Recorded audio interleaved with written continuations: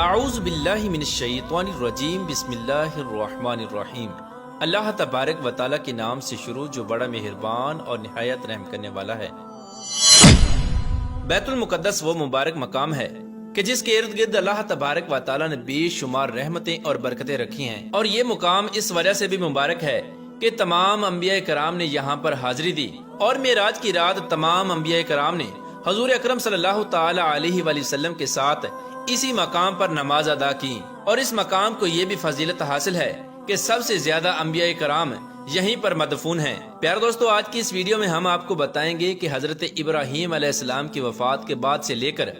آج تک یہودی مسجد اقصی کو گرانے کے لیے کیوں تلے ہیں، اور مسجد اقصی میں ایسی کون سی چیز دفن ہے کہ جس کو یہودی حاصل کرنا چاہتے ہیں، اور وہ کون سا ایسا مقصد ہے کہ جس کی وجہ سے یہودی جلد از جلد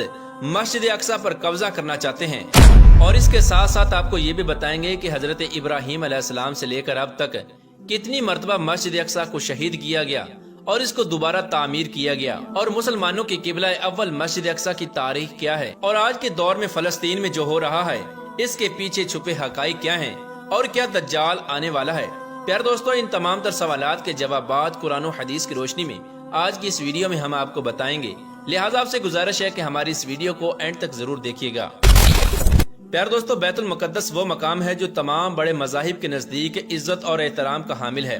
تمام بڑے مذاہب یعنی یہودی، عیسائی اور مسلمان اس کو عزت اور احترام کی نظر سے دیکھتے ہیں۔ مسلمانوں کے نزدیک یہ مقام اس لیے اہمیت کا حامل ہے کہ یہ مسلمانوں کا قبلہ اول ہے، اور معراج کی رات حضور اکرم صلی اللہ تعالی علیہ وآلہ وسلم نے اسی مقام پر تمام انبیاء کرام کی امامت کرائی اور معراج کا سفر شروع کیا۔ اور یہودیوں کے نزدیک یہ مقام اس لیے افضل ہے کہ حضرت ابراہیم علیہ السلام نے اسی مقام پر اپنے بیٹے حضرت اسماعیل علیہ السلام کی قربانی پیش کی تھی، اور اسی مقام پر حضرت ابراہیم علیہ السلام نے ہیکل سلیمانی تعمیر کیا تھا جو کہ بعد میں تباہ ہو گیا۔ اور عیسائیوں کے نزدیک یہ مقام اس لیے اہمیت کا حامل ہے کہ یہاں پر حضرت عیسیٰ علیہ السلام کی پیدائش ہوئی، اور قرب قیامت میں اسی شہر میں حضرت عیسیٰ علیہ السلام کا نزول ہوگا۔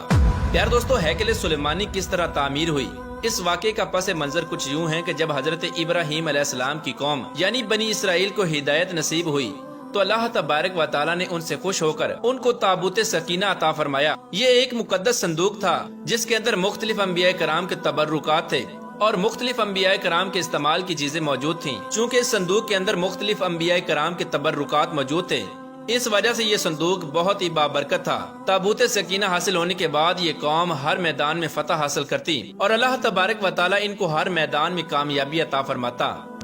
اس کے بعد جب حضرت داؤد علیہ السلام کی حکومت آئی تو حضرت داؤد علیہ السلام نے تابوت سکینہ کی حفاظت کے لیے ایک ہیکل تعمیر کرنے کا ارادہ فرمایا۔ ہیکل سلیمانی کی یہ تعمیر حضرت داؤد علیہ السلام کے زمانے سے شروع ہوئی، جس کو حضرت داؤد علیہ السلام کے بیٹے حضرت سلیمان علیہ السلام نے 900 قبل مسیح میں مکمل کیا۔ اس ہیکل سلیمانی کو حضرت سلیمان علیہ السلام کے حکم سے جنات نے تعمیر کیا تھا، لہٰذا یہ ہیکل سلیمانی بہت ہی مضبوط اور خوبصورت تھا۔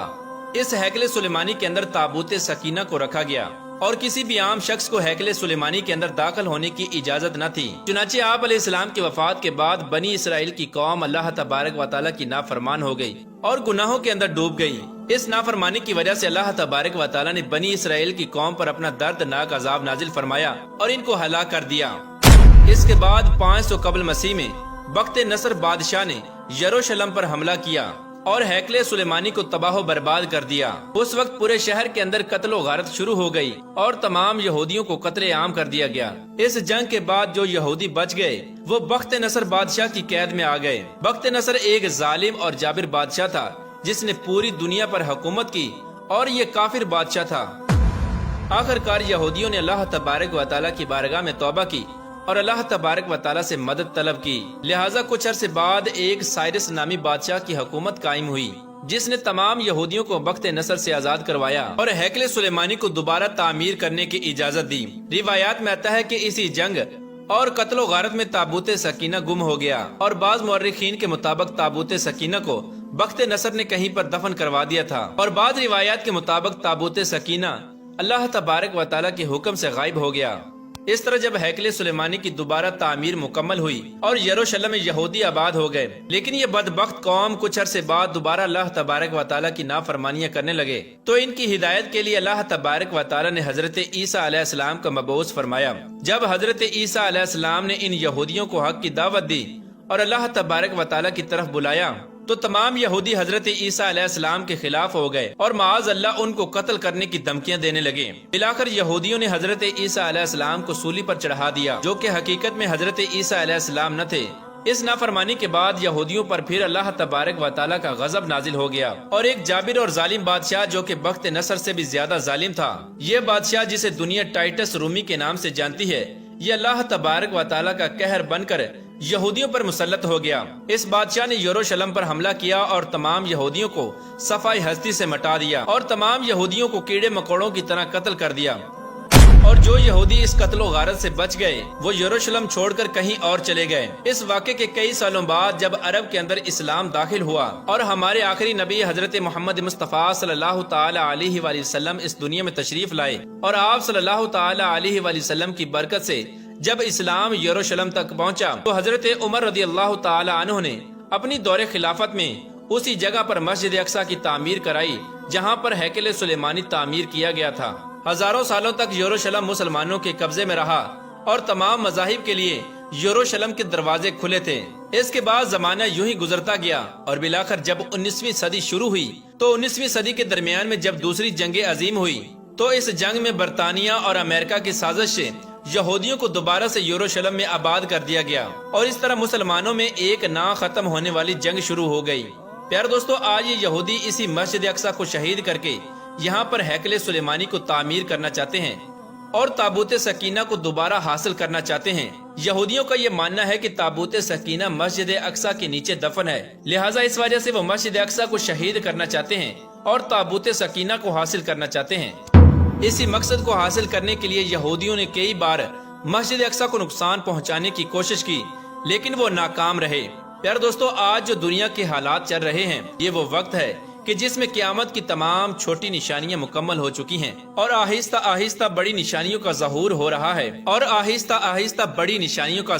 رہا ہے، یہودی چونکہ دجال کو اپنا مسیحا مانتے ہیں، لہٰذا دجال کی آمد سے پہلے یہودی یہ چاہتے ہیں کہ مسجد اقصی کو شہید کر کے وہاں پر ہیکل سلیمانی کو تعمیر کیا جائے اور تابوت سکینہ کو حاصل کیا جائے۔ یہودی ایسی بدبخت قوم ہے جو حضرت عیسیٰ علیہ السلام کو اپنا دشمن اور دجال کو اپنا مسیحا مانتی ہے۔ پیارے دوستو، یاد رہے کہ دجال کا ظہور اس وقت ہوگا جب اس دنیا میں دجال کے پیروکار سب سے زیادہ طاقتور ہوں گے۔ آج ہم دیکھ لیں کہ دنیا کے اندر سب سے زیادہ طاقتور قوم یہودی قوم ہے، اور یہی وہ قوم ہے جو دجال کو اپنا مسیحا مانتی ہے۔ لہٰذا اس وجہ سے یہودی مسلمانوں پر ظلم و ستم کر کے مسلمانوں کو ختم کرنا چاہتے ہیں اور پوری دنیا پر حکومت کرنا چاہتے ہیں۔ لیکن جب یہودیوں کا مسیحا دجال اس دنیا میں آئے گا تو اللہ تبارک و تعالی حضرت عیسیٰ علیہ السلام کو بھیجیں گے۔ حضرت عیسیٰ علیہ السلام تمام یہودیوں کو اور دجال کو نیست و نابود کر دیں گے اور ان کو صفحہ ہستی سے مٹا دیں گے۔